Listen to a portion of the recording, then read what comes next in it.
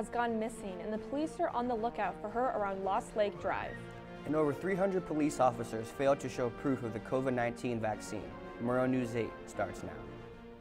From the Northwest Public Broadcasting Studios on the campus of Washington State University, this is Murrow News 8. Good evening, I'm Cameron Baber. And I'm Dakota Cruz. Welcome to Murrow News 8. The Pullman Police Department are asking for help locating a missing 17-year-old girl. On your screen, you can see a bigger picture of Cassie Ross, who was last seen near Lost Trail Drive around midnight.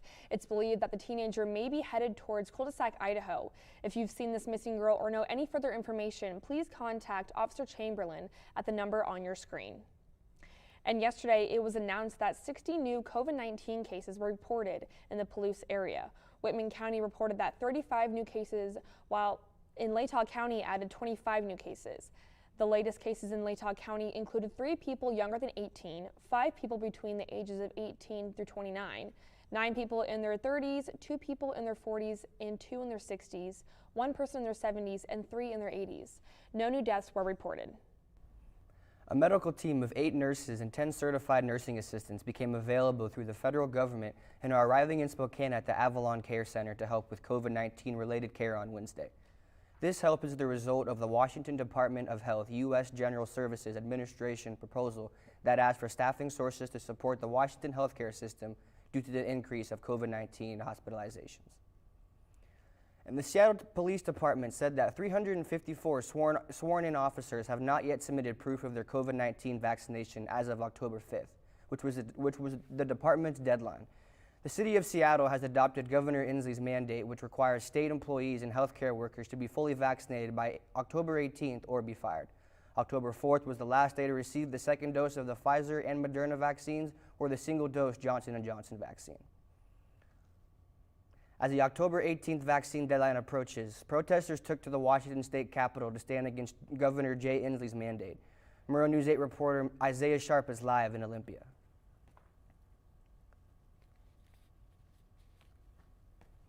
At this moment, it is pretty mellow here in front of the Capitol, but on Sunday, there were thousands of protesters that were here in defiance of Governor Jay Inslee's vaccine mandate. The protest started at 1 and lasted until 4 o'clock. There were multiple booths set up along the street selling flags and shirts and other types of merchandise. Multiple people were walking around with megaphones who were leading chants. They were shouting USA and egging on the protesters, trying to get them riled up. Most of the people were gathered right behind me on this green area, but I don't know if you can see on the steps, there is actually a spot where they had a podium. And some guest speakers came up to talk about their frustrations with the vaccine mandate. Some of those guests include firefighters, police officers, WashDOT workers, and even some congressmen. Republican Representative Jim Walsh came up and spoke about his right of petition, his love for the U.S. Constitution, as well as his displeasure for the governor's mandate. Even though most of the events took place right here in front of the Capitol building, there was a large group of people on Capitol Way South that were lining the street. There was a large number of them that had flags and posters, and as people drove by, they were honking in support. Unfortunately, nothing happened inside of the Capitol building, but as for this green area right here, the steps right here, and the steps next to me on the Supreme Court Justice building, they were scattered with protesters. Also, right next to that podium, there was a large sign where people would come up and they would have a signature talking about, I was one of the victims of being fired by Governor Jay Inslee. Reporting live in Olympia, I'm Isaiah Sharp, Murrow News 8. Back to you at the desk. Thanks, Isaiah. Idaho Lieutenant Governor Janice McGeachin issued an executive order involving COVID-19 vaccines behind Governor Brad Little's back. McGeachin put out an order that prevents employers from requiring employees to be vaccinated.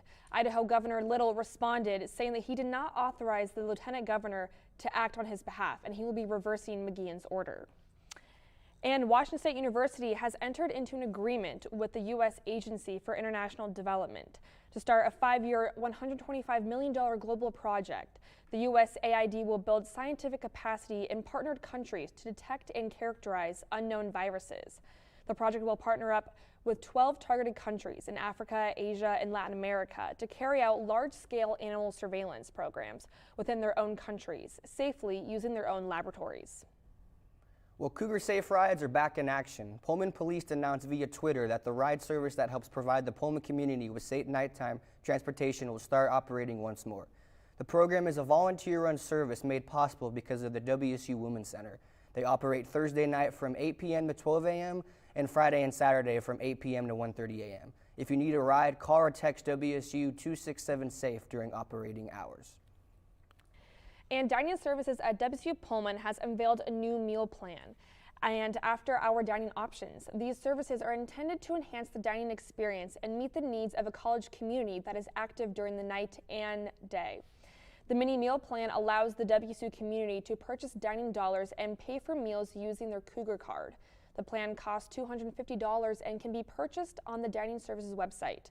Another service is called Coug Eats. Let students have their own favorite foods delivered after dining halls close. Coug Eats allows for students to use the Get app between 7:30 and 9:30 p.m. Sunday through Thursday. WSU faculty, students, and staff can now vote for the next WSU honorary doctoral degree recipient. According to WSU Insider, each year the university recognizes an individual who has made enduring contributions to scholarship, culture, and quality of life for society at large. The 2021 recipient will be the 20th in WSU's history and will join the group of influential leaders who have previously received the honor, including journalist Edward R. Murrow. You can submit your nomination through the link on your screen by November 30th. All right, there's a lot of leaves on the ground and the weather is definitely getting colder.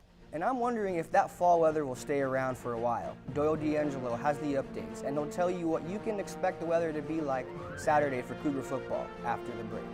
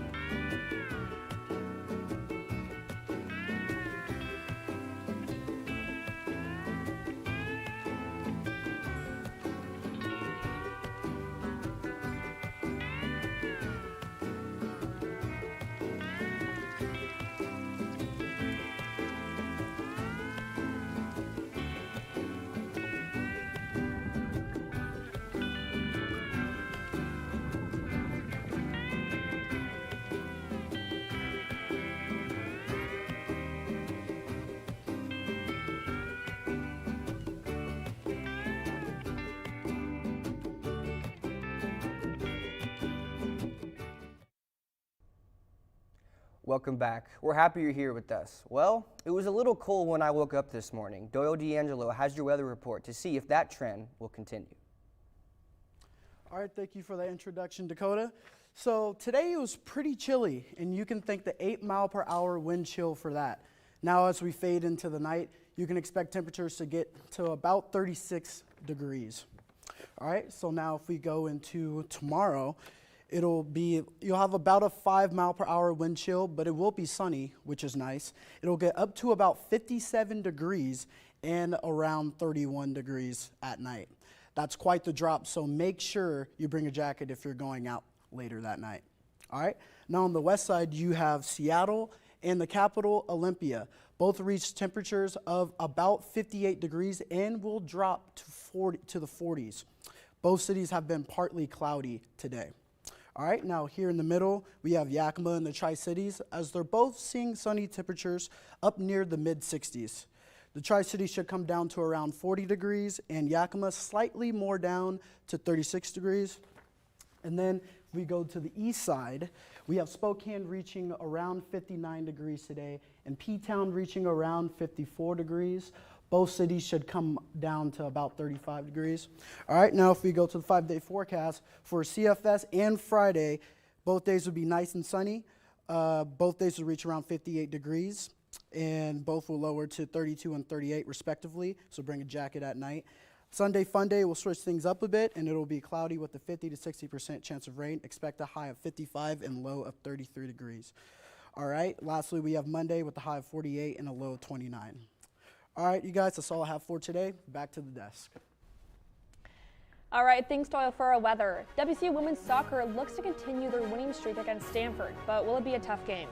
And hear what head coach Nick Rolovich had to say before his team's matchup with Oregon State. Jackson Scarum has your sports up next. 1 in 3 adults has pre-diabetes. 1 in 3. That means it could be you, your favorite brother, your other brother, you, your football buddy, your football buddy, you, the boss's boss. If 1 in 3 adults has pre-diabetes, that means it could be you, your barber, your barber's barber. Nice work. Thanks. You, your plumber, Breathe right into your foot. your plumber's masseuse. Yes. You, your dog walker, On your left. your cat jogger. Or you, your co-pilot, your co-pilot's co-pilot. While 1 in 3 adults has pre-diabetes, with early diagnosis, pre-diabetes can be reversed. Take the risk test at doihaveprediabetes.org to know where you stand. Taking a look forward at Cougar soccer tomorrow, the Cougs are going to be taking on Stanford. This game might be a tough game to handle mentally. The record against Stanford since 1990 is 3 wins to 24 losses. With the team coming off to a 6-game win streak within their recent games, they should be able to play at their best. This game will be played at home at 5 p.m. Going into some Cougar volleyball, we'll be taking on Arizona State University tomorrow. These two teams since the year of 2000 have been trading off wins with a record of 19 wins to 20 losses for the Cougs. In the last match, it was played against ASU on January 30th. The Cougs went 3-1, so we'll see how the Cougs can adapt to the adjustments made by ASU since then. The game will be held at Arizona at 7 p.m. Washington State University football is going to be playing against Oregon State University this Saturday. In the last game the Cougs played against the Beavers, it was 38-28 with a win for the Cougars. Rolovich in the Pac-12 interview tells us how he feels about Oregon State coming up. They look different. They look like a different football team, but they're a challenge on all 3 sides of the ball. With the Cougars off of a win from their last game, we can only hope that they keep the momentum going into their next game. The Palouse Film Festival is back for the month of October. Find out more after the break.